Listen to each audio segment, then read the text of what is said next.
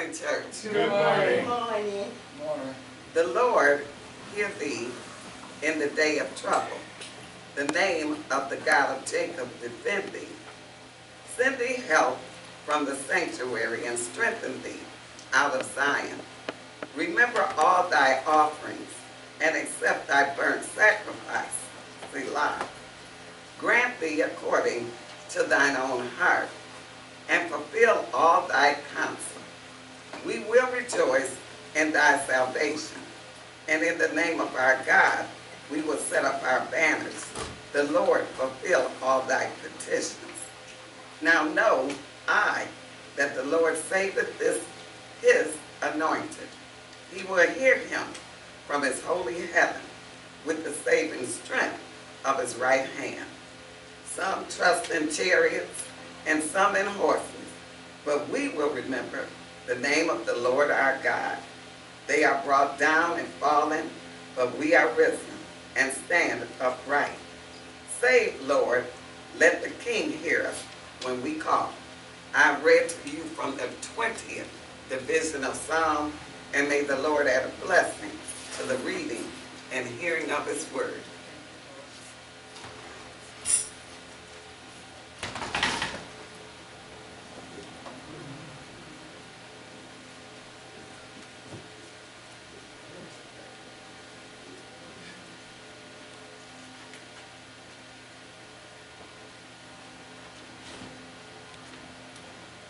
Most Holy Father, we come to you this morning with bowed down heads, thanking and praising you, Father, because you're a good God, and you can do anything but fail. We thank you, Father, for another day, a day that wasn't promised to us, but you saw fit for us to be right here today, praising your holy name. Father, we want to just ask you to uplift the bereaved families today. Hold us tight and close in your arms. Father, just bless today in a mighty way. Those that are out there celebrating the Juneteenth, bless them, keep them safe from hurt, harm, or danger. And thank you, Father, for seeing us through last night and allowing us a morning to get up in our right minds and come once again to the house of prayer to praise your holy name. As we go through your word today, Father, we want to ask you to bless those that are here, bless those that are on their way, and those that are lost, Father, touch them too, and let them know without you they can do nothing.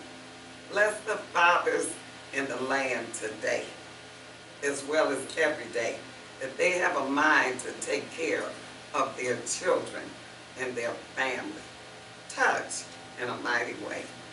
As we go through your word, stir up the spirit, Father, within us, so that we can be more than hearers of the word, but doers also.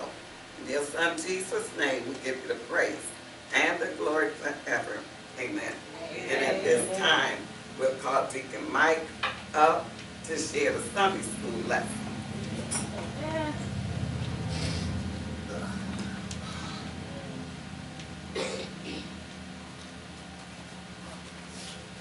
Good morning, everyone. Morning. Beautiful, beautiful, beautiful day today. Good lesson too. At first I was a little bit apprehensive, but you know what? After I got into it, I said, "This is pretty neat. This is pretty neat." I enjoyed it. Today's is lesson number 3. Abram blessed by Melchizedek.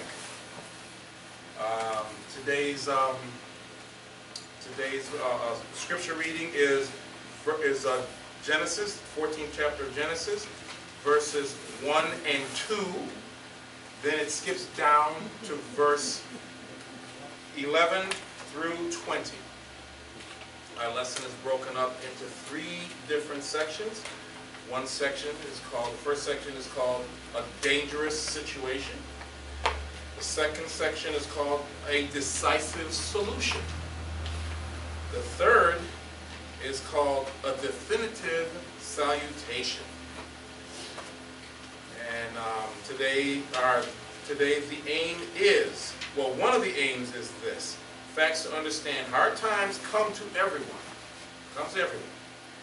Principle is to accept that God is in control when things seem to be going out of control. And we all know that that's applicable in these times that we have right now. Application is to understand that God can bring blessings to us even during the harshest of trials. Yes. So, we're going to go through, and the places that is Sodom and the plain of Mamre. The time is about 2085 BC. And we're going to start by reading our scripture. I'm going to ask Sister Prince to read verses 1 and 2, please.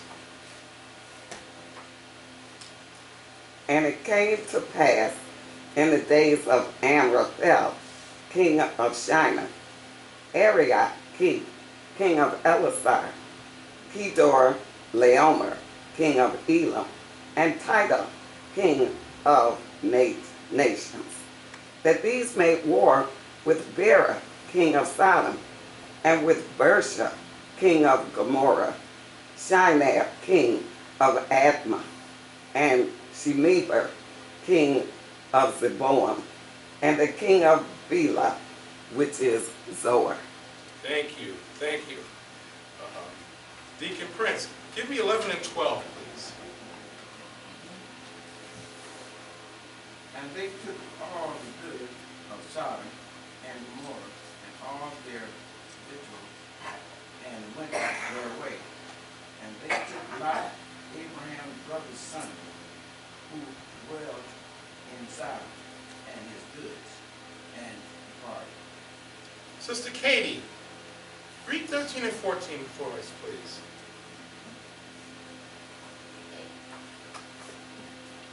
And there came one that had escaped and told at Abram the Hebrew for he dwelt in the plain of Mamre.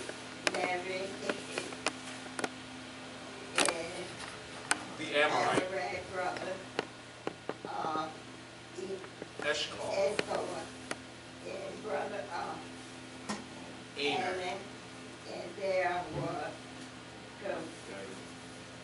and there was confederate With Abram. Abram.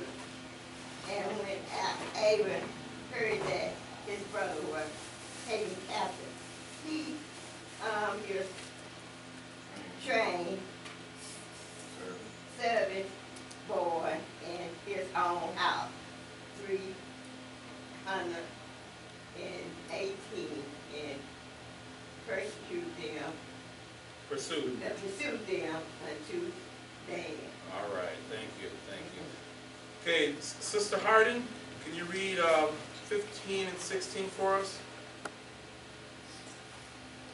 And he divided himself again against them, and he and his servant by night smote them and pursued them unto Horeb, which is on the left hand of Damascus.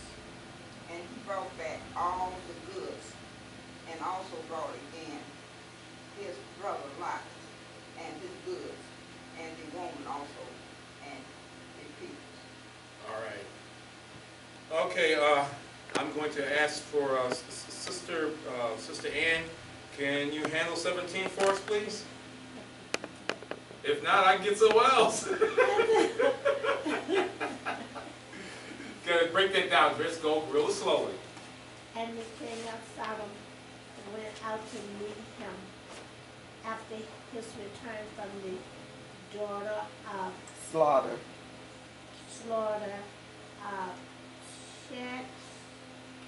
Chedor. Laomer. Yes. Oh my goodness. And of the kings that were with him at the valley of Shaveh, That's good. which is the king's Okay, now one of the last bad ones, last tough ones. I'm gonna ask Sister Brenda, can you read 18 and have Christine read 19, please? And Melchizedek, king of Salem, brought forth bread and wine, and he was the priest of the Most High God.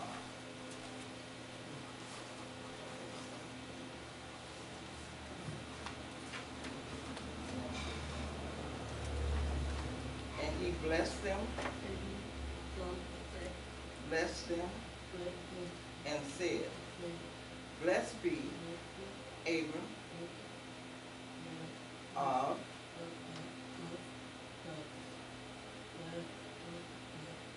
the sister.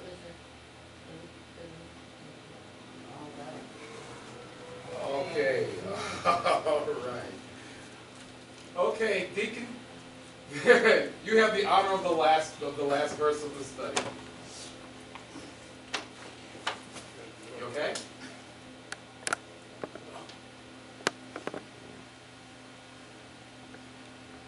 And blessed be the Most High God, which has delivered them thine enemies into the hand, and to give them tithes, the tithe of Tithes. tithes of all. All right, all right.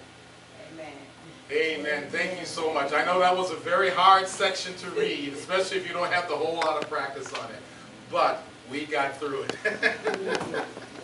Okay, the first section, verses 1 and 2, and they also included verses 11 and 12. Now what they did, they skipped a whole section, but I'm going to touch a little bit on it. And it came to pass in the days of Amraphel, king of Shinar, Arioch, king of Elasar, Chedorlaomer, see, I have trouble too, king of Elam, and Tidal, king of nations. Now, when I look at all this, I look at this and I said, okay, he's naming all these names. Now, it's very difficult, as we all witness, it's difficult to say those names because we're not familiar with the land layout and everything. If we were familiar with the history of it, more familiar with the history of it, like they were over there at the time when this was written, it would be a lot easier for them it would be a lot easier for them than for us, because being over here in this continent, it's a little bit different. You don't get to hear too many of these different names. Now, we have the first war reported in Scripture. Now, the section that has been skipped, was verses 3 through 10. And I'm just going to kind of like touch on it.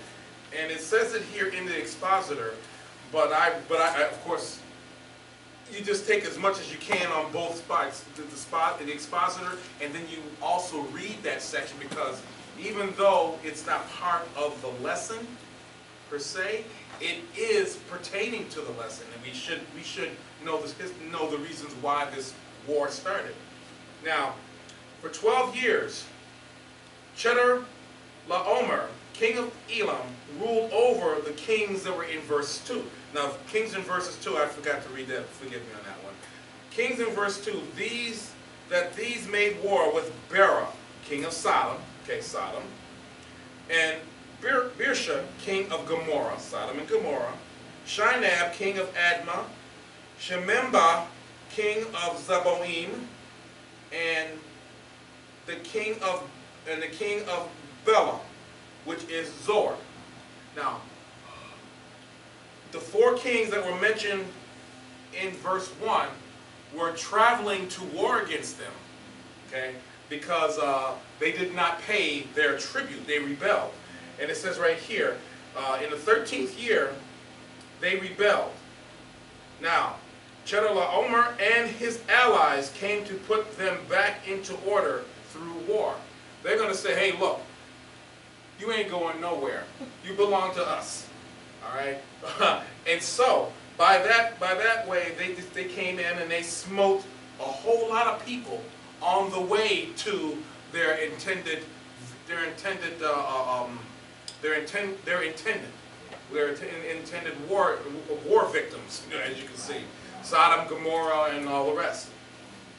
So, if you look at I'm gonna read verse 5 through 7 for a moment, because it was interesting when I saw this. I said, "Oh, wait a minute, where is that from?" I remember one of them that was kind of interesting, that one of the cities that they were one of the ones that they were fighting happened to be giants. Okay? And this is verse 5, and I'm going to go down 5 through 7. And in the 14th year came Chedorlaomer and the kings that were with him. Okay, so the ones that we just went through were with him, and smote the Rephaims. I said, Rephaims? I said, I remember that name. And so I had to look at that name. Those were giants. So I said, interesting. They didn't seem to be afraid of the giants. Maybe they were of great stature also, but still, they were not afraid of the giants. In Ashtaroth, goodness, my eyes are failing me. Karnaim and the Zuzims in Ham, and the Emims in Sheva Kirabaim. Names are, like I said, these names are very difficult no matter what. And the Horites in their Mount Seir, and El Paran, which is by the wilderness, and they returned and came to En-Mishpat, which is Kadesh, and smote all the country of the Amalekites, and also the Amorites that dwell in Hazar Zontamar. Now, I look at all this, and so they was like this. When I was reading this, I was thinking, oh my goodness, it's like a horde. It reminds me of, in history, of the barbarians going from Mongolia, the Mongolian barbarians. They were just destroying everything and conquering everything. So they came, they did all this, and their aim was to put these people back in order, because they said that, hey, you have to pay tribute to us. You have to pay tribute to us. You didn't do it, so we're going to come take it. So that's basically the reason why that they had the war, that the war was coming. Now, they continued to subdue. They continued, and they subdued the kings of Sodom, Gomorrah, Radma, Zeboim, and Bela. Okay, now 11 and 12. 11 and 12. And they took all the goods of Sodom and Gomorrah and all their victuals and went their way. And they took Lot, Abram's brother's son, who dwelt in Sodom, and his goods, and departed.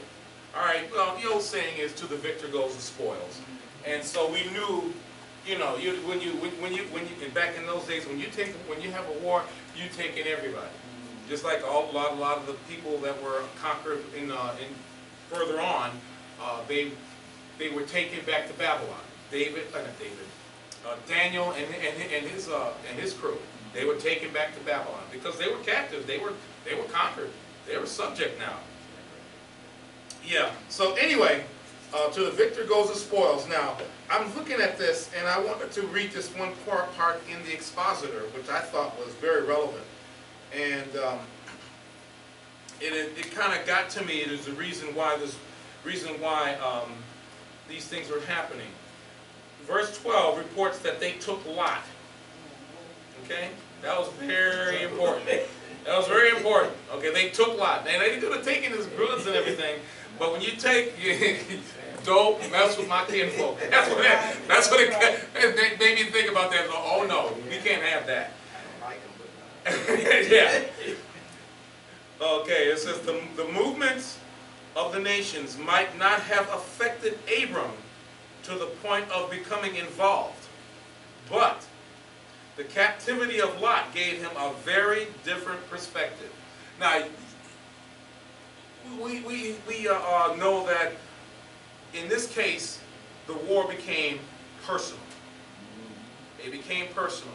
because you took something that belongs to me, not something that I can replace easily. I can't replace relatives. I cannot replace my family. But the goods that you took, they can be replaced. So I'm coming to get my family. And I thought that was very interesting, especially on the Father's Day weekend. Okay, Abram's family royalties would not allow him to sit by passively and do nothing about it. Now, I look at this and I look at this section right here, and again, like I said, it wasn't defined. But that portion that I read from 5 to 7 was not really spoken to be part of this. I don't know why. It is part of it because to me it's relevant, because that tells you what happened and why Abram decided to get involved. Now, but what I did find in this, what I did find in this very refreshing to me was that Abram did not forget his relative Lot.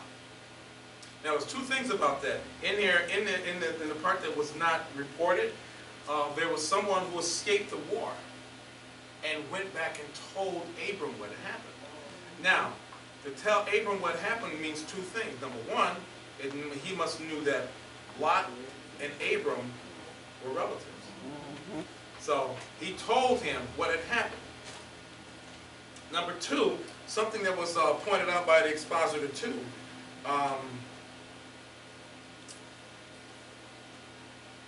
Well, actually, let's go. We'll talk about that in the next portion. But person came back and told Abram what had happened. So therefore, now it's personal. Now, that's basically some of the things that I had to talk about in this one. There were a few other things, but I didn't want to get bogged down on all those names. So I was kind of brief on this, but does anyone else have anything that they want to bring out or ask or talk about? Sister Brenda? I noticed when I was reading that most of the wars that they used to go in, they take the spoil, they take the people, and they sell them as slaves. Yes. But it's also said they take them to the, sometimes they get their mind, get what they know, and I said that's what they did to us, our people.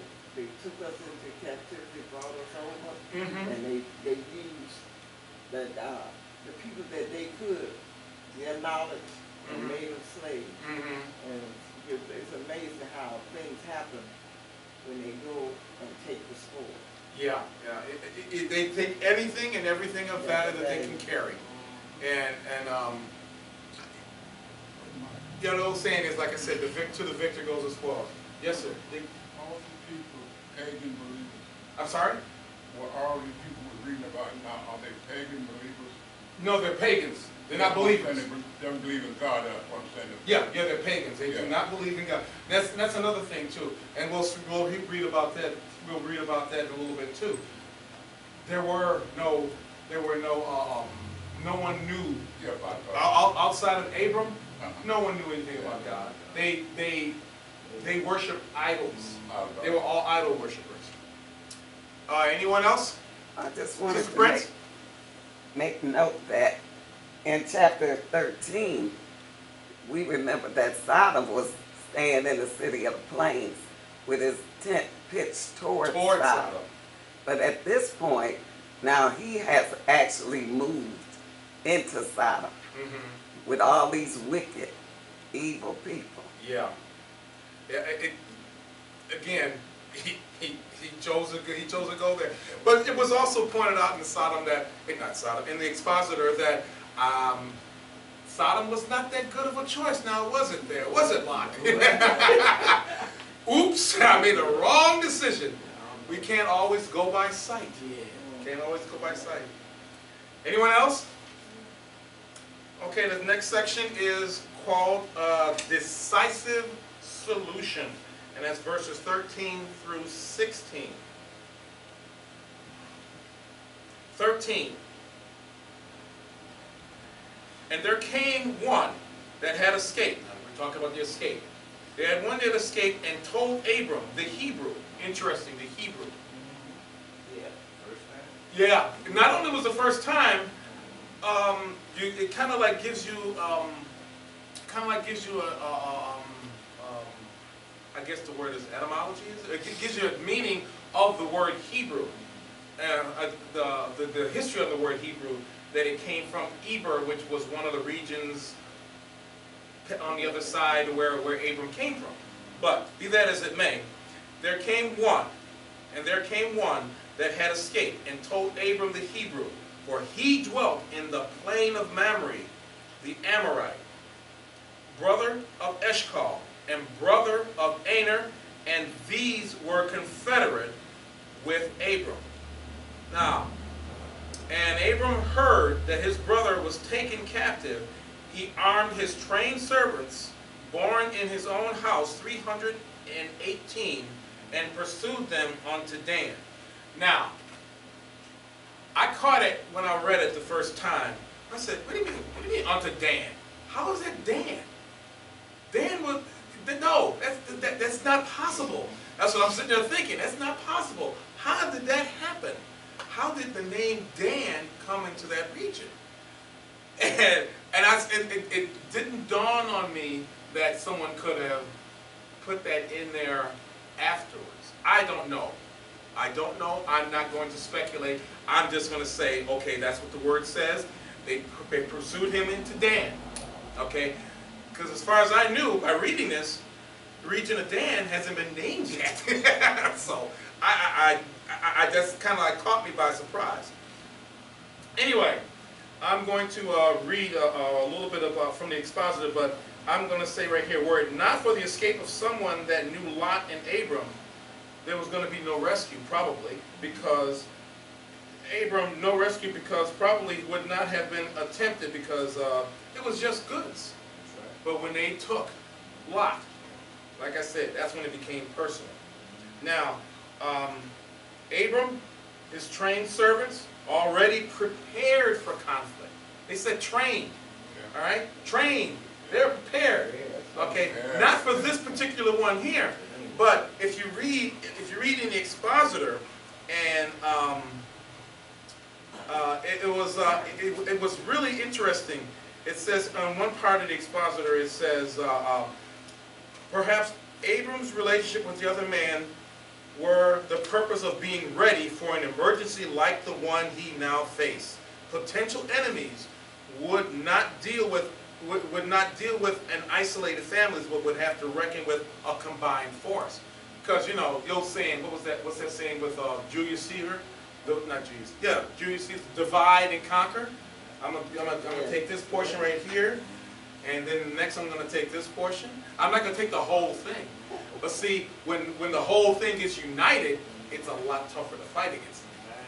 So that's why I was reading that. So I said, "Oh, that's pretty cool." He had got himself more or less a regional militia, a regional militia. Now, at the time, Abram was living in Hebron on property owned by Mamre. Mamre is designated as an Amorite, and he had two brothers, Eshcol and Aner.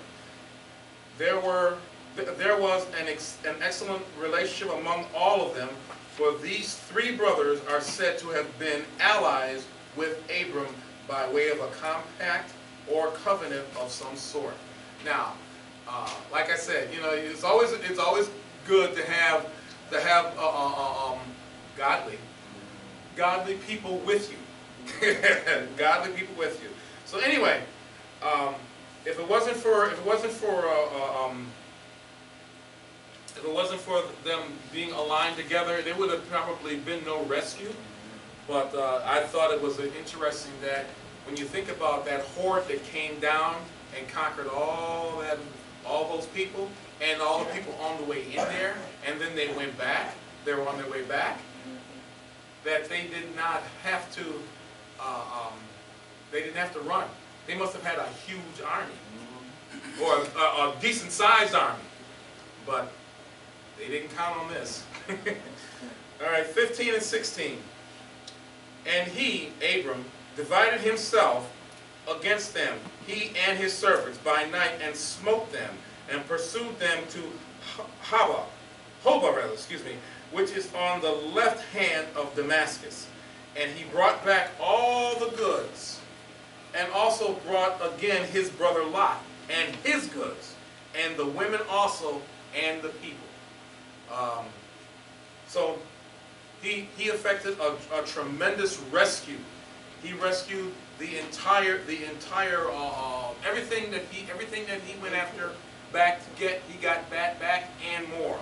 Now, Abram and his friends defeated those combined armies and rescued Lot. Now remember, it was just those four big armies that came down, okay, and they were going back.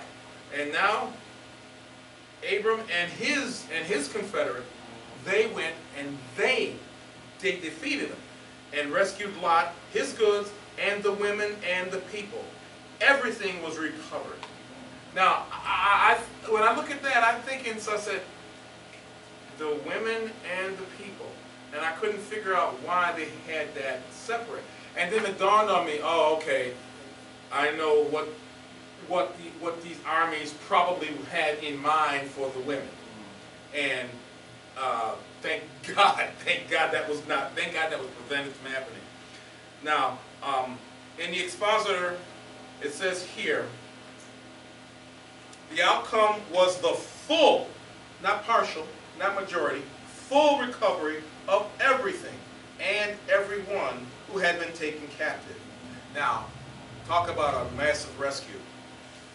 Abram and his men recovered all the property along with Lot and all his belongings.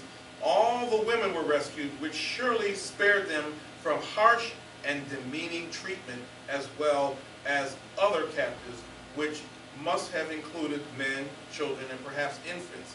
It was a complete victory for Abram. Now, it says I read it someplace. I don't know if I read it in here or not.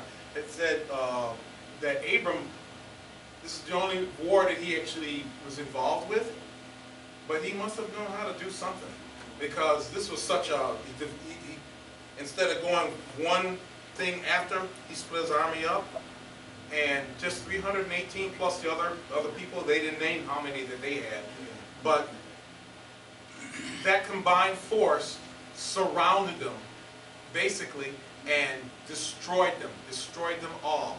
And the part that I really liked was that he recovered everyone. And then the people that did escape, he chased them. He went down. He went after them, which we can read on later, if you want to go with the rest of chapter 14. But the thing that I enjoyed about that it was a full and total recovery of everybody and of everything. All property was restored, and then they all went back home. They all went back home. Now we'll see what happens after. We'll see what happens once they get home. Yes, sir. Well, you know God had to be in that thing. Oh, for sure. For sure. Had to be in that man. You didn't have but 130, how many? 318 with him. 318 of his trained servants. But think about it. A lot of people back then. Yeah, but think about it. Think about when you said that. What did you just say? God had to be with him? The promise hadn't come yet. Think about it. If God promised you something, you're going to be the father of nations. All right? And it ain't happened yet. You don't even have any offspring. Hey, you know, if you're like this, he promised me this. I don't have an heir. So therefore, I know I'm going to win this. I mean, that may be an exaggeration, but it might be what his thinking was. I don't know, because I wasn't there, and neither were anybody else in here. But when I think about that, I said that could be some extreme confidence that God's vision for me is not over. And when I think about that, I think about all the troubles and things that I went through personally. Okay, and I'm like, he kept me alive for something. He kept me here for some reason. I don't know what it is yet, but he kept me in here for some reason. So I'm confident that it's going to happen soon. But anyway, you going to say something? Yes, they gave us the composite. It says Second Chronicles, 14th chapter, the 11th verse. Oh, okay. I didn't. You know, I must have skipped that. I must have missed that. It said, Lord, it is nothing with thee to help, whether with many or with them that have no power.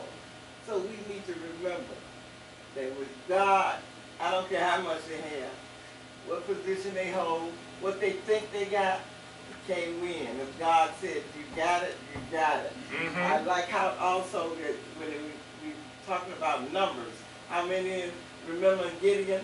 300 against whatever. Right. Yeah. He said, nothing too hard for God. Nothing. Now, it's funny that you mentioned those things. Now, we have the benefit, we have the benefit, as it was said, we have the more sure word of prophecy. Okay?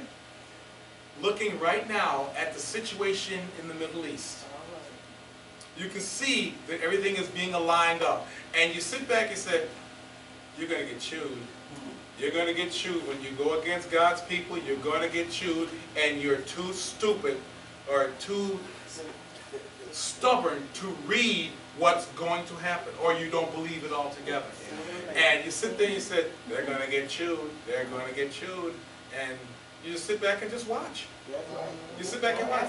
Because God made that promise, God prophesied it, it is going to happen. It is going to happen. But during these times, he hadn't got the promise at the end. He was told, I will give you a land. He was just in the goal. Yeah, yeah. He hadn't got the. He hadn't gotten the promise of the child yet, Yeah. but he got land. Yeah. Okay, I'm gonna give it to. I'm gonna give this to your. What was it in chapter 13? He basically said it in chapter 13, verses 14. This is after they separated from Lot. And the Lord said unto Abram, after that Lot was separated from him, lift up now thine eyes, and look from the place where thou art northward, and southward, and eastward, and westward. Okay? For all the land which thou seest, to thee will I give it, and to thy seed forever. He didn't have any seed. He didn't have any seed. So therefore, he's going to be getting seed. He's going to have children. Okay? And I will make thy seed as the dust of the earth. Especially, it's hard. That's a very difficult thing to do when you don't have any children. Yet. So that if a man can number the dust of the earth, then shall thy seed also be numbered. Now, so he did get the promise. He did get the promise, but the promised child did not show up. All right? Promised child did not show up. Sister Prince, I can see your hand up.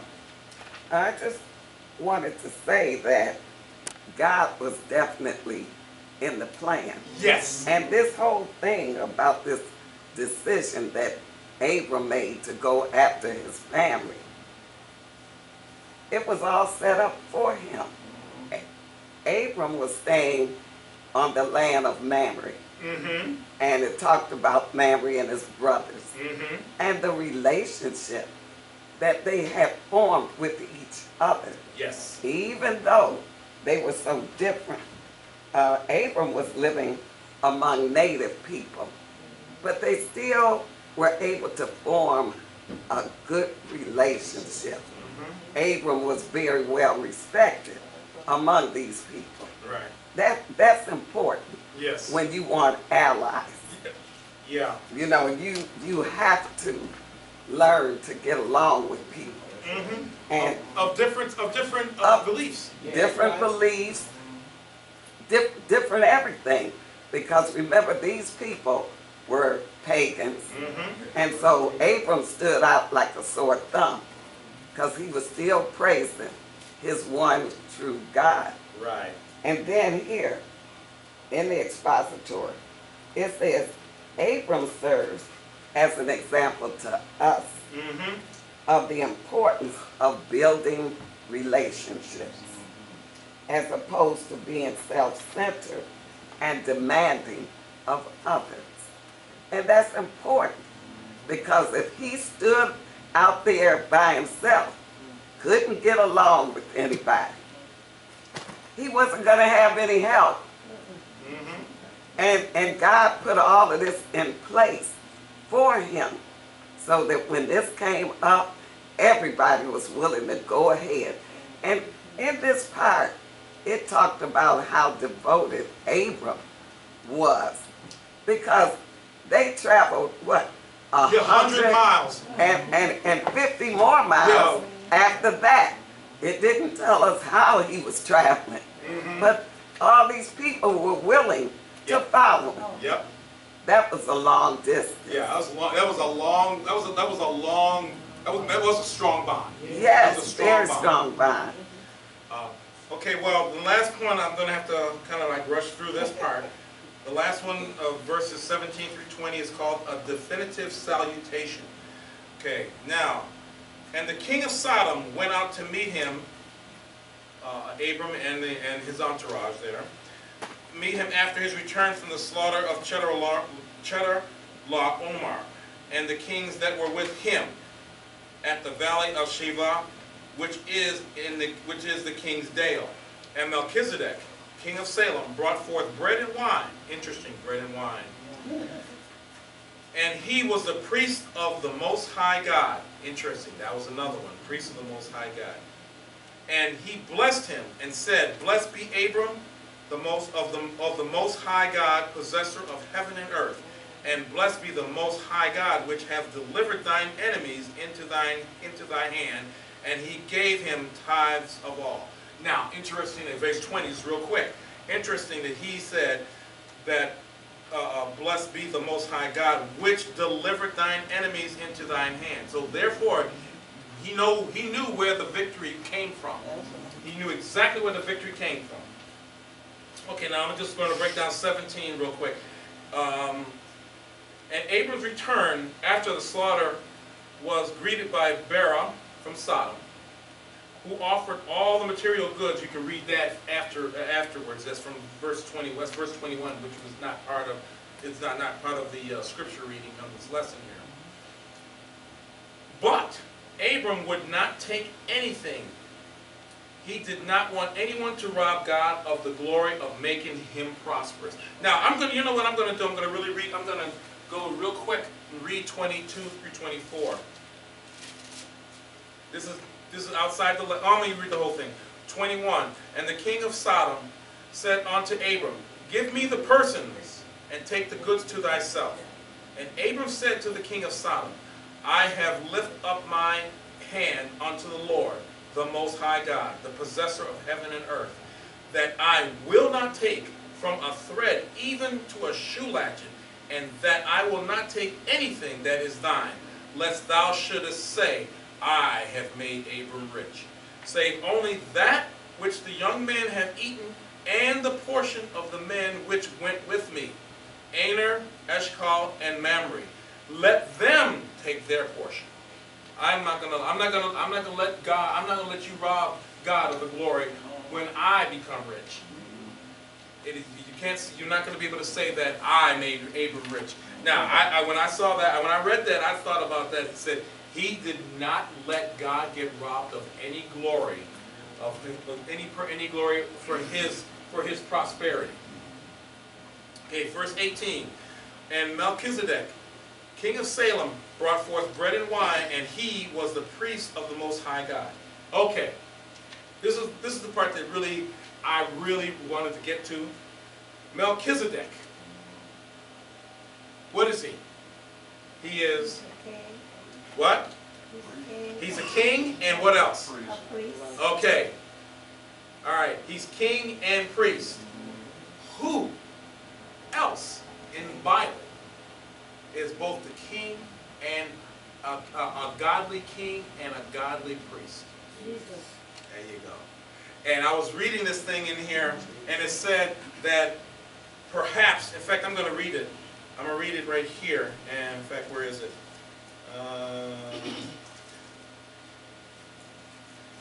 This is in the expositor. The fact that this man, Melchizedek, was a king priest is a clue for us that he prefigures Jesus Christ. Some even think Melchizedek was a Christophany. Now we heard that term, something similar to it was a theophany. But this is Christophany, as in a pre-incarnate appearance of Jesus at that time. Now, when I look at that and I said, yeah, and I remember that, oh goodness, I forget who it was. He wanted to do, he was a king, David, I believe it was David. He did something, if I recall, oh my goodness, I didn't look it up this morning, I feel bad. But this way, there was a king of Israel who tried to operate in the office of priest. Maybe it was, in fact, I'm thinking now, I think it may have been Saul. I think it may have been Saul.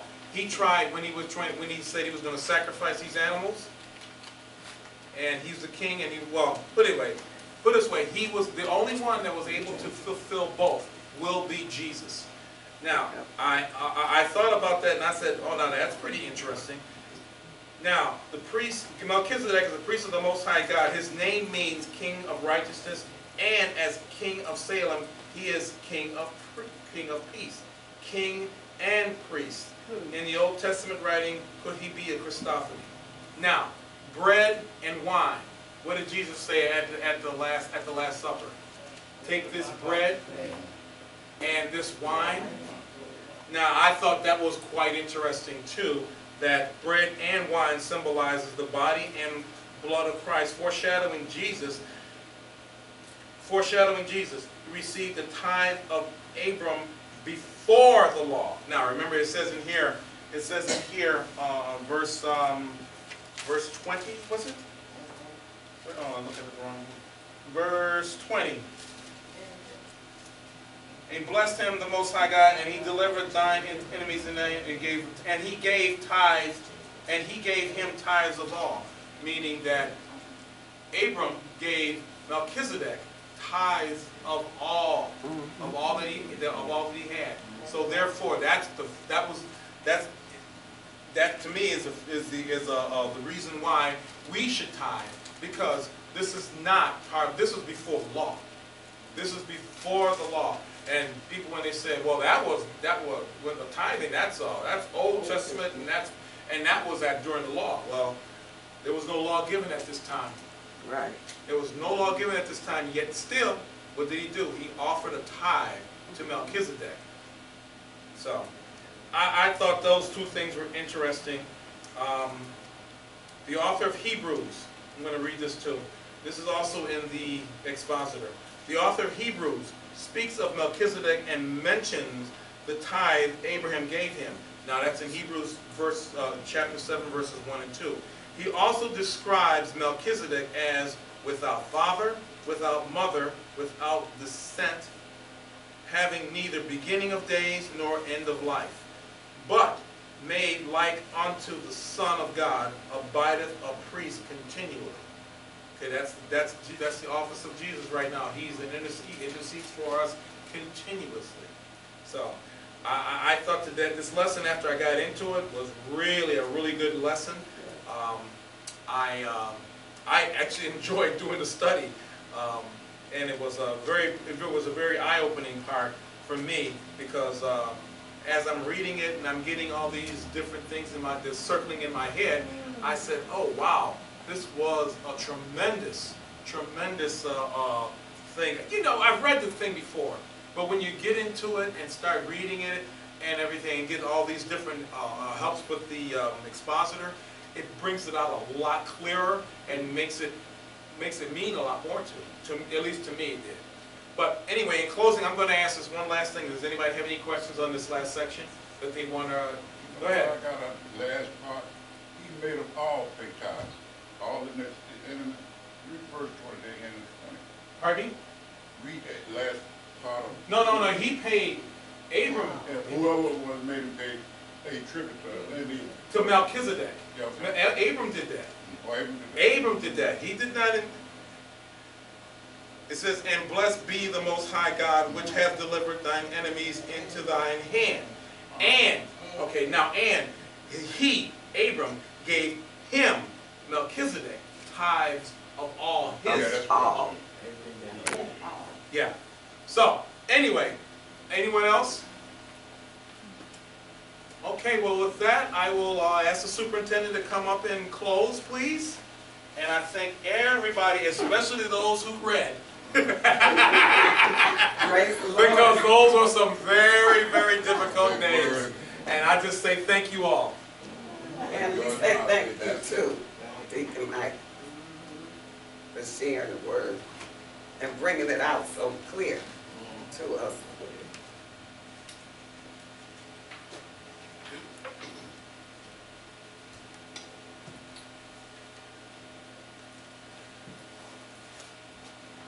In this week's scripture lesson, Melchizedek brought bread and wine as he met with Abram. The bread and wine symbolized Melchizedek's priestly function. During the tabernacle and later temple periods, on each Sabbath, the priest placed 12 bread loaves on the showbread table. In Judaism, bread, an indispensable food, is necessary for life. Wine, a luxury, represents the joy of life. During Sabbath, Jews bless both bread and wine as gifts from God. Hebrews 6:20 states that Jesus is our high priest after the order of Melchizedek. Jesus instituted the tradition of eating his flesh, which is the bread, and drinking his blood, the wine, in the Lord's Supper. The Dead Sea Scrolls, when mentioning Melchizedek, record that he would atone for all people and one day judge them. Jesus' death provided the atonement for all men. The Bible tells us he will judge the living and the dead. And that's in Acts chapter 10, verses 38 through 42. A beautiful lesson. And I would just like to share with you, we have a few minutes at the end, and particularly with myself and the teachers.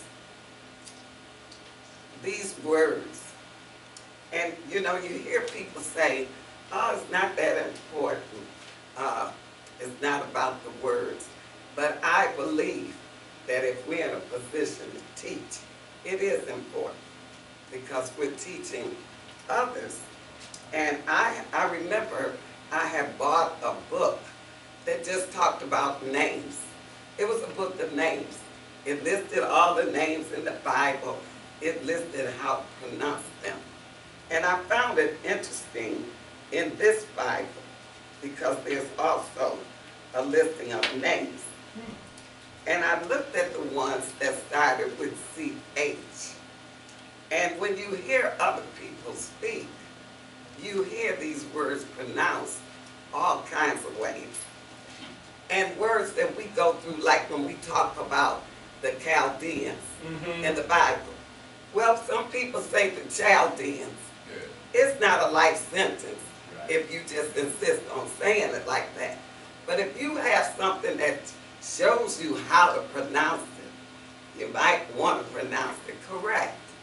It's just like we had a person here that was training to be a deacon, and when he got up here, he always said palms. He was in the book of palms. And clearly he didn't understand how that word was supposed to be pronounced. So if some of us know, help the brother. Don't let him keep saying palms, because when he go out to another church and he stands up and says palms, Total embarrassment. you see what I mean? It's Psalms. And there's nothing wrong with learning the right way. So I just highlighted a couple of these. because I thought it was interesting. And I already said Chaldeans. Chaldeans is spelled C-H-A. When we were in school, we learned C-H, but that's not for every word. Okay? When we say cheese, that's spelled C-H too. And it's pronounced cheese. But in this sense, it's pronounced as a K, Chaldeans. Then I saw another word here, charisma. You've heard that word before. It's spelled C-H. But we say charisma with a K. Sounds like a K. Chastisement. C-H. Chastisement. Our king in the lesson today. Chi Dor Leomer. But actually, it's key. Oh, okay. It's with a K. It's pronounced with a K. It's spelled C-H, but it's one of those words that sounds like a K. So it's Kedor Leomer. Going on down. Remember the cherubims? Cherubims. It's spelled C-H-E-R, and it's pronounced cherubim. So we have to learn the difference. When you see C-H, sometimes it's pronounced ch, and sometimes it's pronounced with a K. But you get that from studying the word. You know, it doesn't just pop in your head. You have to, if you're teaching, study the words and look them up. Go in the dictionary, because usually the dictionary, right when it puts in parentheses, it'll give you that information. Chittim. Have you seen that word in the Bible? It's C-H-I-T-T-I-M. And I have been guilty of that too. I pronounced it chittim. But guess what? It's kittim. Just like K-I-T-T-I-M. It's kittim. And I think it said when I looked it up, it's one of the, comes down in one of the kids of maybe Noah. Here it is. Yeah, kittim. It's a Hebrew word, but it's spelled C-H-I-T-T-I-M in the genealogy of Genesis 10. In the Hebrew Bible, is the son of Javan, the grandson of Japheth, and Noah's great-grandson.